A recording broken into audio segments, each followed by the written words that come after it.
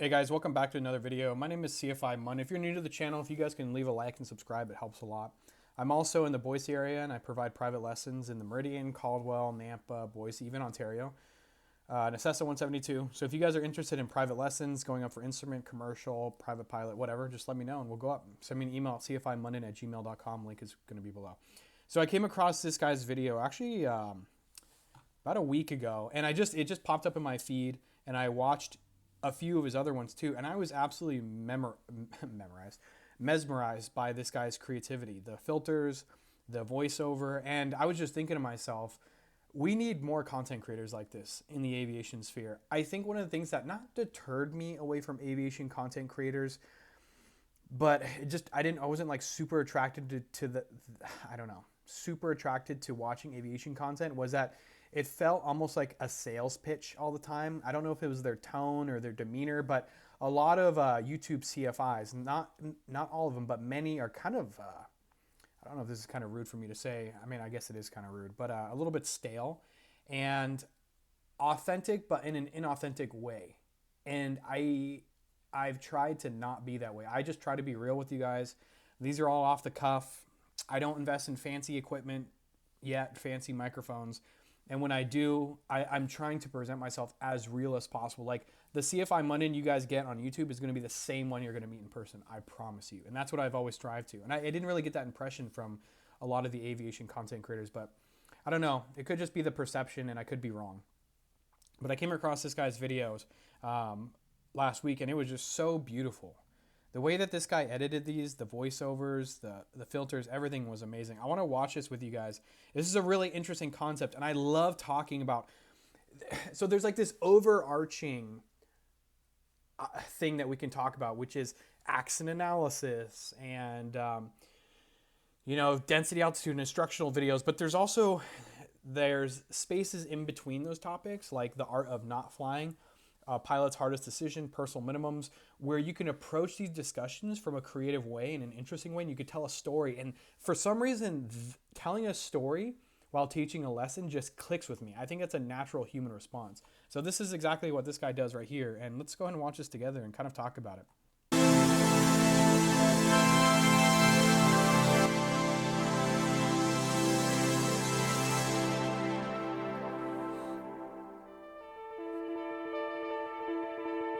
The most dangerous decision a pilot can make is saying yes to a flight.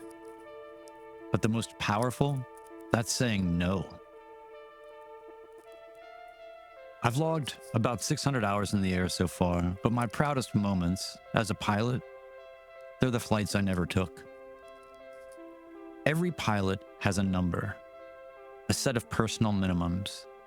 But this isn't a story about rules. It's about the art of knowing when to walk away. And forgive me guys for pausing this video. I actually have to pause it because if I don't pause it every certain amount of time, I get copyright infringements and it flags my video. So I do have to pause it, and I'm sorry. On the shorter videos, I can afford to not pause it as often. I can just watch it and then talk about it, but we're going to pause it and provide our commentary just a little bit here. So this is one of the things I've looked at. So this guy's, 600 hours. I'm at 520 now. So I'm still a pretty new pilot. And I'm starting to get to the point now where I realize that the pressure to fly sometimes is greater than the pressure not to fly. Especially when my students drive a couple of hours to come and meet me, when they're on a deadline, their check ride is in a couple of days, but the weather is bad. It doesn't really affect you as much as a student because your instructor generally tells you yes or no. But when you have to make the decisions, you have to start making the decision of when not to fly. And I know some of you more experienced pilots are like, duh. Obviously, it's part of our job. But for us newer pilots, this is something that's hard for us to figure out. And setting realistic personal minimums. I have talked to a few people before where they told me that their personal minimums, which I know is not what they say it is ridiculously high. Oh, yeah, my personal minimums, I'm a 100-hour pilot, but my personal minimums is a 22-knot crosswind. What? Excuse me? Let's be real here and put ego aside.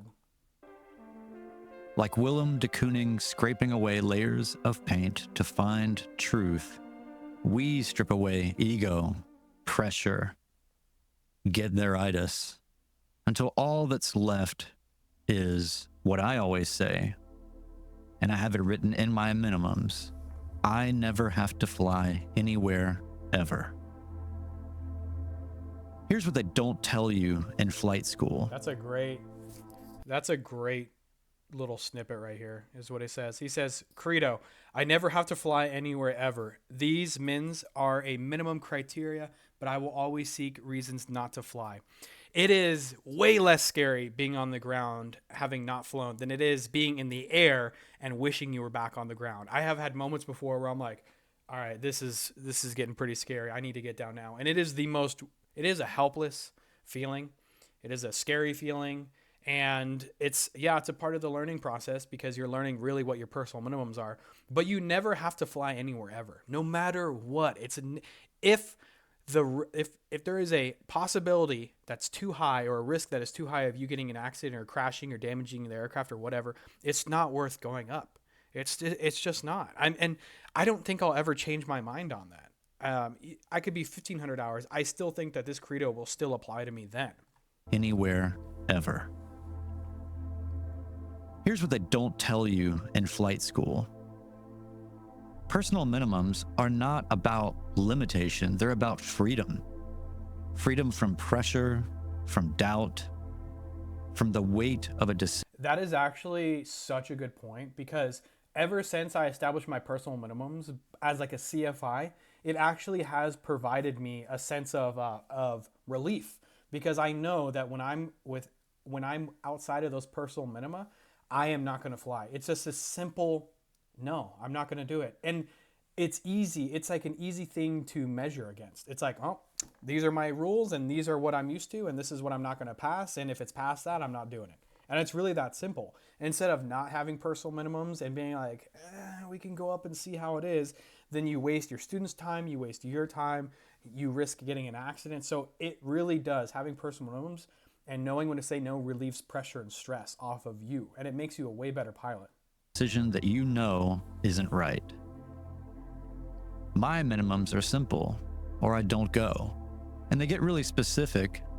Surface winds must be 28 knots or less, or I don't go. I can't fly, or Let's I go ahead don't. and look at these minimums real quick. Wind 28 knot surface, 19 knot crosswind, minimum 75. Oh, so he actually broke it down into runway length. That's actually smart. I never thought about that. Which makes sense with the crosswind, right? Because you have less runway to work with.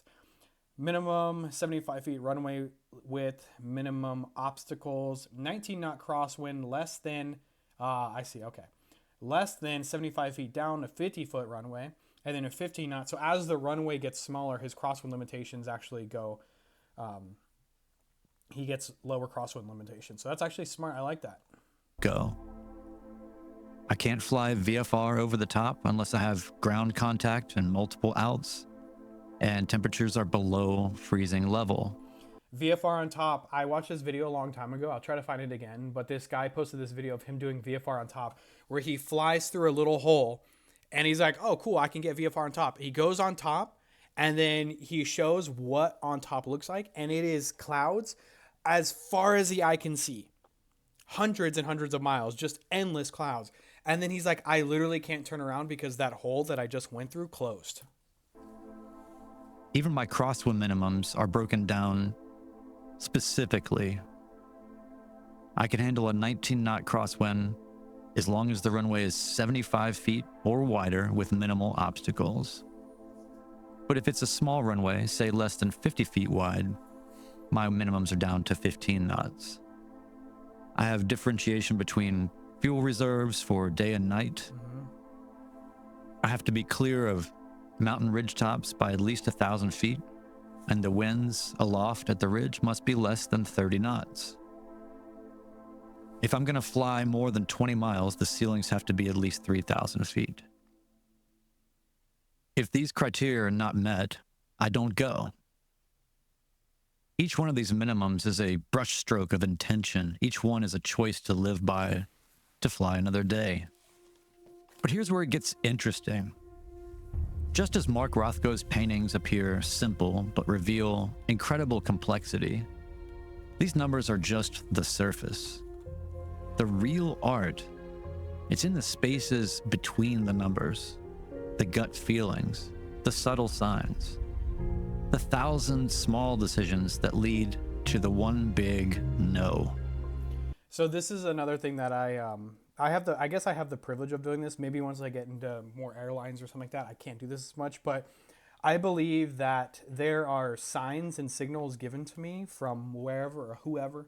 Call it my guardian angels, call it the universe, call it my gut, call it instinct, call it common sense, call it whatever you want. But I do get signs sometimes or feelings where I'm just like, I don't have a good feeling about this flight. And it's an unshakable feeling. And there's been times where I would ignore that feeling and I'd go up and I'm like, I should have definitely not gone today for whatever reasons. Maybe I had hints that I ignored. Maybe I should have looked at them more closely. But feeling your gut and your intuition before going on a flight. And what does your gut tell you? What does your intuition tell you? Because something is often speaking through that intuition to you. I'm not saying every time you get a bad feeling to just cancel the flight outright. I'm just saying incorporate that gut feeling into your decision making. Every pilot who's lived to grow old has a collection of flights they never took. These aren't failures. These aren't shortcomings.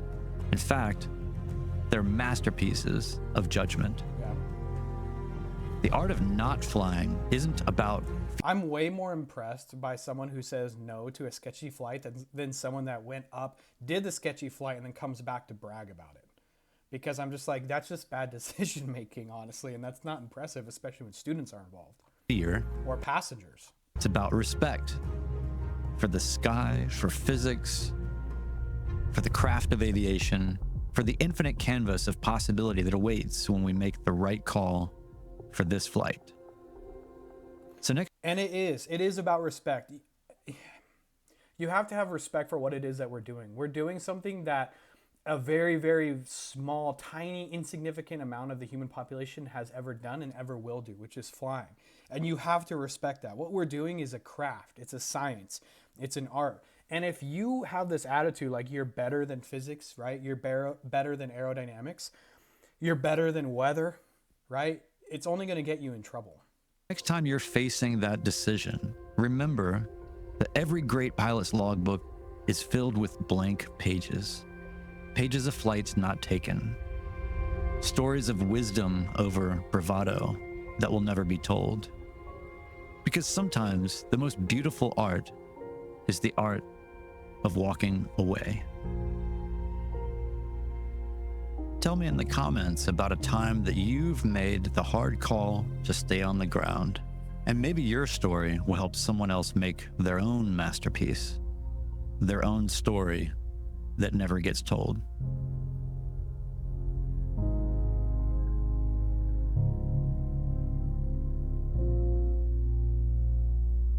Absolutely great video. The music, the cinematography, the film, I love it all. Go ahead and leave this guy a like and subscribe if you guys don't mind. Let's end it by saying this.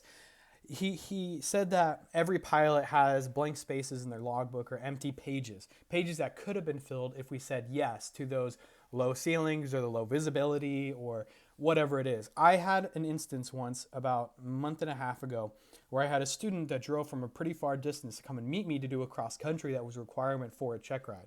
I get in this aircraft that just got out of a engine overhaul, okay? So it has very strict restrictions in it. You're not allowed to fly above a certain density altitude. You're not allowed to go above a certain amount of RPMs. And I was already on edge for this flight. Not because an engine overhaul is particularly dangerous, it's just extra factors on top of it. And I get in the plane and they say that a certain cylinder is cold. Or sorry, not they say, but my CHT says, the little indicator, right? The EGT says that my cylinder 3 is cold. And that's a problem when one of your cylinders is cold. And I brought it up to everyone and I got one of the responses, which was, it's fine. The gauge is just broken or something like that. And I've never been in this plane before after the engine overhaul. I was brand new to this plane. And overall, the plane looked and sounded fine. I wasn't getting engine roughness or anything. But some other things started to appear in our flight. The crosswind started to pick up. I think it was like 15 crossing, and we were landing at a tiny runway that was like 3,000 feet, 50 feet wide, which is like half of the runways in Idaho, right? So that started stacking up upon us. We had a possible cold cylinder, but they said that that it was likely just a false reading and that a cylinder was actually fine, which ended up being the case, okay? But I had to make the decision right there to cancel a 6 hour long block. And flight schools do not like when you do that. No business likes when you cancel 6 hours of anything because they lose money, you lose money. The student drove out there.